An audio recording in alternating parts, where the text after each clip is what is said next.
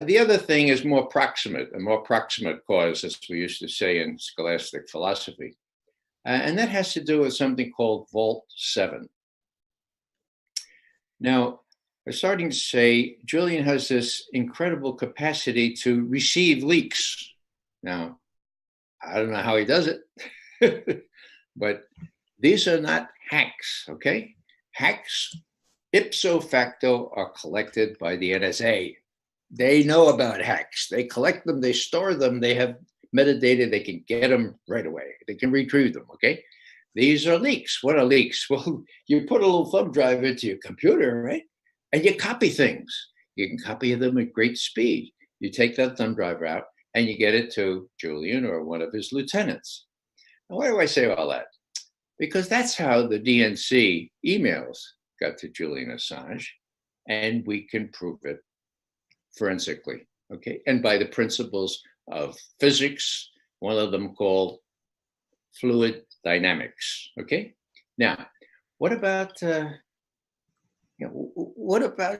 Julian trying to getting this stuff? Well, if they can't prove that he actually solicited it, they're trying to say that he got the emails from the DNC via Russia, right? Now, as you said before, Joe, the president of the United States, Barack Obama, said there's no evidence to show how the so-called Russian hacking got to WikiLeaks. Whoa, it's pretty big, huh? Pretty big hole in the narrative, okay?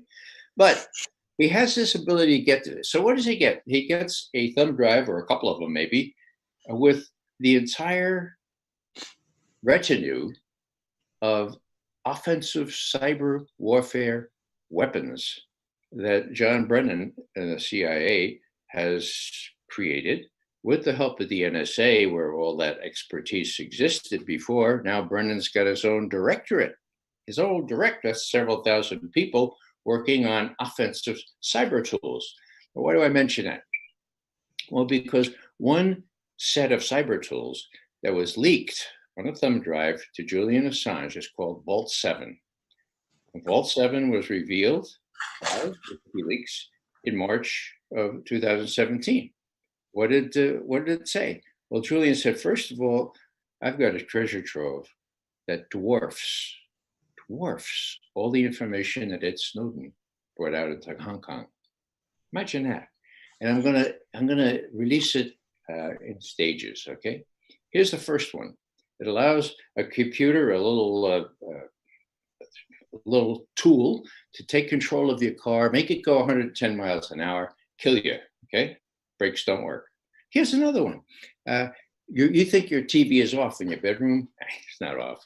It's recording everything you're saying with whomever you're saying it with, okay? Now, those were two that were duly reported and reflected in the New York Times, Washington Post, Wall Street Journal. But then on March 31st, this is really interesting. On March 31st, all of a sudden, I get a call in the morning. Hello, this is RT from Moscow. Could you come in? I said, well, what's going on? Well, we'll send you an email. It's about Vault 7, something called Marble Framework. So I read the thing. My God, what is it? It's a cyber tool that allows you to hack into a computer or server, disguise who hacked in, and leave little breadcrumbs, leave little telltale signs in 5 languages they worked in: Russian, Chinese, Persian, Farsi, and Korean. Russian, Cyrillic.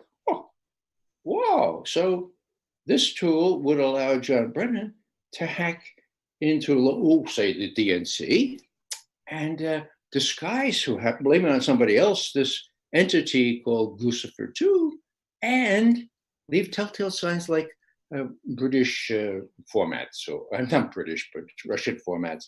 The name of the first Russian head of the Cheka, the KGB. Well, you don't have to be a crackerjack analyst to say, this could be very damaging. So what happens? I say to the RT on the phone, okay, I see, I'll come in, but you're not even open yet. Well, we're going to use the Eurovision studio. Can you be there by 9? I said, okay, for the cause. So I'm driving down the carport lane all alone. They're risking arrest. And I get in there just before 9. And on the way, I say, now, Ray, what are you going to say? So call Bill Binney, ex-technical director of NSA, the National Security Agency. I said, Bill, I've been reading about this marble framework. It looks very suspicious to me. I'm on my way in to be interviewed. What do I say? So Bill says, look, Ray, I was there when they started this, he says. I was there when the CIA and NSA started working on these tools. Tell them this, Ray. Tell them this. There are 700 million lines of code. So McGovern, history major, says, that sounds like a lot, Bill. Bill says, yeah, right. Ray, look, can you still do multiplication? I said, yeah, I can. He says, each line of code costs $25. Do the math, Ray. Tell him that. Okay. So I did the math. We're talking billions of dollars, right? So I go in, I'm interviewed by RT. Nobody else is interested in interviewing me. Another outlet does, and another local TV station. But so what am I saying here? I'm saying that was really big. Now, what did that indicate? That indicated that Julian Assange has a treasure trove of information that the CIA really, really, really would wish not to be divulged. Has he divulged all of it? Not in my, I don't know for sure, but if he said it's more than all that Ed Snowden brought out to Hong Kong, that's a lot. So what am I saying here? I'm saying that Julian has a certain leverage here. He hasn't released it all. And indeed, Julian's lawyer got in touch with a Justice Department lawyer working for the CIA. Justice does the lawyering for the CIA. And the Justice Department lawyer said, okay, look, what does Julian have and what does he want? And his lawyer said, well, you know what he's had. Check with your CIA client. He's got a lot. And he's willing to divulge the technical information that shows who did not hack. Whoa, who did not hack. And in return for that, Julian would like some measure of security, some immunity, so he doesn't get wrapped up. Okay, so what happens?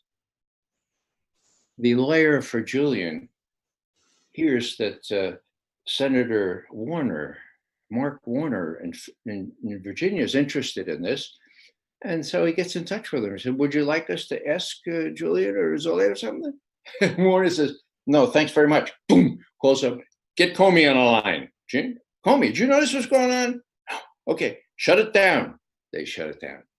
It was already shut down at the end of March after 2 months of painstaking negotiations. That's when Julian let loose with the Marble framework. Now, I'll just conclude here.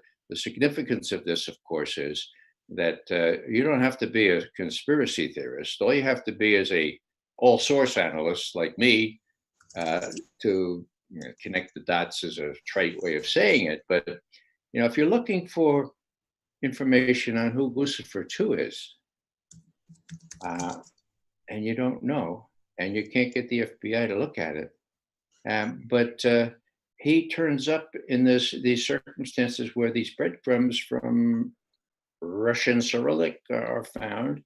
Well, it doesn't take a crackerjack analyst to put 2 and 2 together and say, as Bill Binney and I both suspect, can't prove, that Lucifer 2 is John Brennan. It's the cyber tool people that do this kind of stuff. And if that's the case, you can imagine how much John Brennan and James Clapper and the rest of them all lust after Julian Assange being put in deep, deep, deep security, isolated from the rest of the world for the rest of his life.